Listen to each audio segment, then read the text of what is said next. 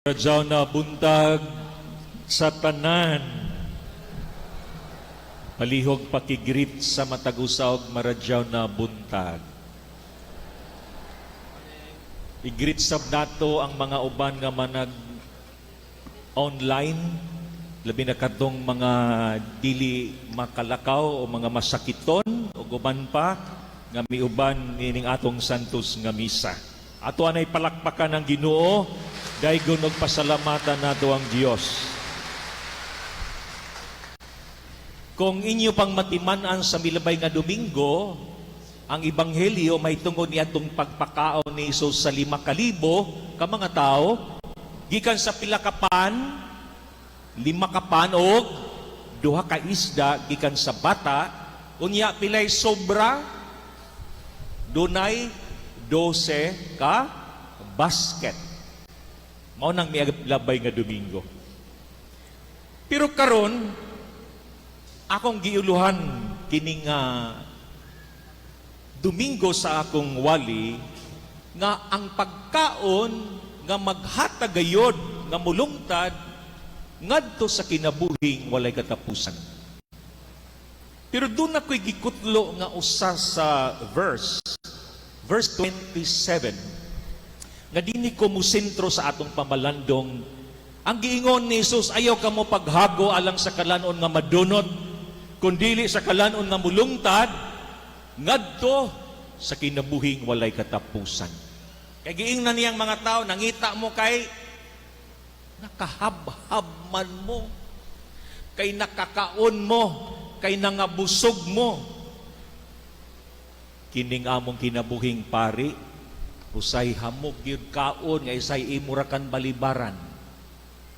Sa una, seminarista pa mi, magkawat-kawat mis kusina para lamang makakaon. Kuman nga pari na, ang pagkaon ay manhanap ng pari. Kay birthday, bunjag, kasal, patay, na di man ini may sipyaton sa pari na nini.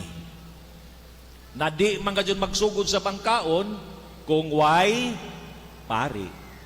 Kaya ang pari man kadyon amoy mana langin. Pero balikon ko ra. Basta inig-ana na gani sa pari, kabayo na mo. Nga kung may litson manggaling, kabayo na mo unoy pasabot ko. Nga kining litson tungaa. Ang katunga ipakaon, ang katunga ipadaya. Amo na dyan ang ato timanan. Usay maingunta, say balibara na kanatong ibang kaon. Pero ang kinabuhi nato, gitawag kinabuhi karon o kinabuhing dayon. Kita nga niya pa sa kalibutan, buhi pa karon. Pero dyan ako'y natanaw ang murag himat yun na. Buhi pa karon. Pero inig kamatay nato, diha na magsugod ang kinabuhing dayon. Mamatay mangyud tang tanan.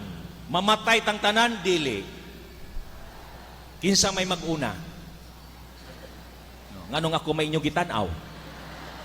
So, ang pari kayo inyong paunahon.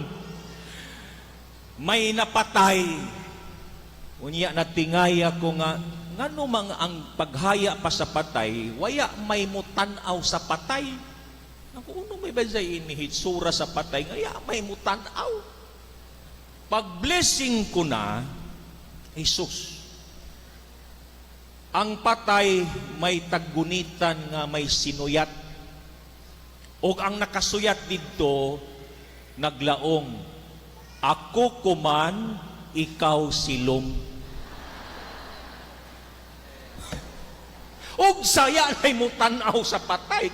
Inig-tanaw nimo, mabasa man nimo ang taggunitan sa patay. Nga ako kuman, ikaw silom. Sige, lang ang imo tapad, ako kuman, ikaw silom. Ako di man ko mahadlok mamatay. Kamu hadlok man mo mamatay. Ako di ko mahadlok mamatay. Pero sab ko magdali. Kaya uno'y prinsipyo na ako. Ang prinsipyo ko ra, sa kamatajon nga ang gitawag ladies first. Di ba?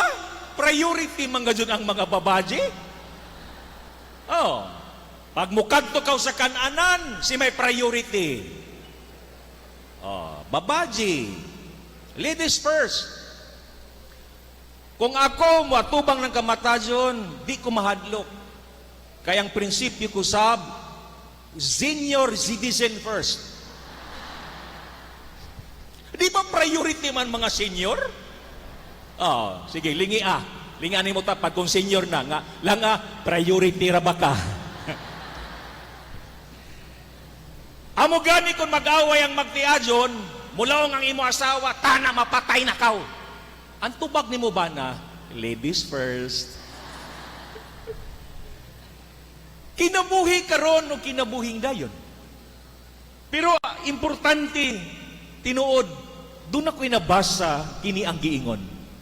Hala ko nabasa, kung gusto ka, ug nindot nga kinabuhi, ayaw patunto sa way ikabuhi. O yaman maglawong si Jesus nga di na ka mo trabaho, di na kita manginabuhi. Pero ang isa kilawang ayaw paghago lamang sa pagkaon na madunot. Pero importante, labi na ini mga magminjuay. Adaw sa mong pataka nga magpahiasdang rakan mo bisan why trabaho, why ikabuhi. Kay maguno man ang kagwapo nga why ikapakaon nimo. Be, sige, pili mo, gwapo, pero may trabaho. Makaon ng kagwapo. Ay, mga pasmo mo. Kanabitaw mo ingon kong bahala, saging, basta loving. Sige mo gaog saging, mga unggoy mo kaduga dyan. Dili na tinuod. Kaya gikinahanglan sab nato kini. Maguno man ng kagwapa, pero mahurot ra sa make-up ang imo kwarta. Naay ba jay mga asawa, tao nakabulitsing na ang bana, pero ang asawa grabing gwapaha, puno sa make-up, tuara hurot sa make-up. Intawon ang bana, napas mo na. Sakto ra gajud na ya ko magminjo. Kay base, mapas mo sa kog apil. Kay maradyaw ra kan maning kinabuhing pari, kay di man ang pari mapas mo. Kanusa mo kadungog nga ang pari napas mo. Ay yun nadunggan, nagkalibang nga ang pari, tungkol kay grabe habhab. Ikaw na mo balibad. Pero amoy ini ang taglong, pahinumdum, manginabuhi man ta. Pero ayaw ihurot. Pwede ba ayaw ihurot ang imong panahon? Na diha sa gitawag nato, the physical bread. Nga dili lamang kini may atong gihanap. Tinuod mo kaon ta. Tinuod mo iskoy lang imo anak, manginabuhi ta. Pero pwede ba basaha kini? Ayaw ihurot ang imong panahon sa paggukod sa salapi ug bahandi. Hatagi ang Ginoo ug panahon nga may tag-iya sa imong kinabuhi. Pwede ba mamalakpak ta kay puno karadyaw ang simbahan? Ya maglaw nga Ginoo nga di na ko manginabuhi. Pero adyaw kalimot ang Ginoo nga maitinubdan sa tanan, adyaw kalimti ang Dios. Ang Ginoo nga may tinubdan. Mga kana wayay Domingo nga di ni Diyos ipiaton sa pagsimba. Kabayo ba mo what is the most dangerous attachment? Be, imurag ang babaji makatubag jud ini. What is the most dangerous attachment? Is the attachment of your body. Ala ko no. Di ba isa hayjaw ay mga malate magsimba tungod kay kapila magbalik-balik sa salamin. Harang kadugay. Gani mag-away na isa inin magtiadyon kay bugay. Kay mga layaki, yaraman. Hapu-hapuhon na ang buhok, human. Di man pareha sa idyo nga tua, in fairness po sa mga babaji, arang mga diyog kahamok ni dyo at imanon. Kay pilok padaan, bawog-bawgo na. Najari pa'y kilay nga, kinahanglan ka dyan mo mabadlitan. Dugay ka dyan. Ang layaki nga, sus, may pakiton layaki. Inig ka, ligo, bisan way sudlay. Dayara. Babaji. Attachment to your body. Nalabi na kung dyan mga libaong sa ato mga wayong, di mo mga dyan nabutanganan foundation. Para murag kundayan pa ba? Murag ito ginahamis na? Attachment. This is the most dangerous attachment. Our body. Pero hinumdumi that in the end, usaray angay mahinumduman, is not our beautiful face. It's not your beautiful body. We will be remembered. Unsay madumduman if we have the most beautiful heart and soul. Tanawa doon mapatay. Arang gani kamarajaw na tao ang mapatay, mula ang gadyon, kasayang. Di man mula ang, sus, kagwapa ra ba unta? Gwapa, pero sus, puriyagaba man, gagihapon. Kana ang importante. O nahibayo ba kita, ako nabasa kini, nga mabuhi ba dyan tao, bisan way kaon 40 dias. Nga naman, 40 days without food, buhi gihapon ang tao. Ano si Jesus? Nagpuasa sulod sa 40 dias. Namatay ba? Wala. 3 days without water, buhi gihapon di ang tao. 8 minutes without air, buhi gihapon. But a second without God, di ay kita mabuhi. Busa palakpaki ang Ginoo ani. Mga kikinahanglan nato siya. Mga niini karon ang kinabuhing dayon, gikinahanglan nato di lamang kinabuhi karon, the bread that bring us to eternal life. Kung giingon ko gaina, kung gusto kag nindot nga kinabuhi, ayaw patunto sa tao nga way ikabuhi, pero karon kini ang nindot. Kung gusto ka og kinabuhing dayon, si Kristo ang imong pangitao. Si Kristo ang atong pangitao.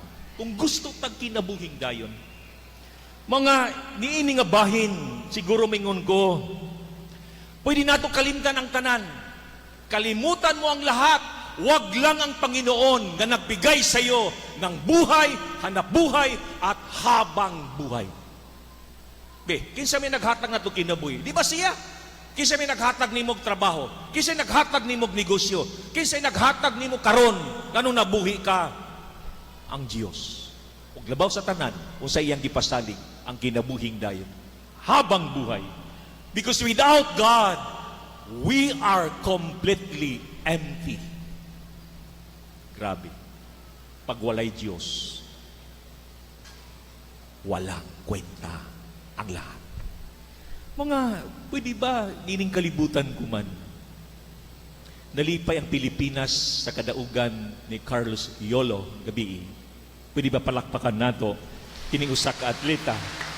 Salamat sa Dios. Tinuod, we are so proud enough nga dunay gold medal ang Pilipinas.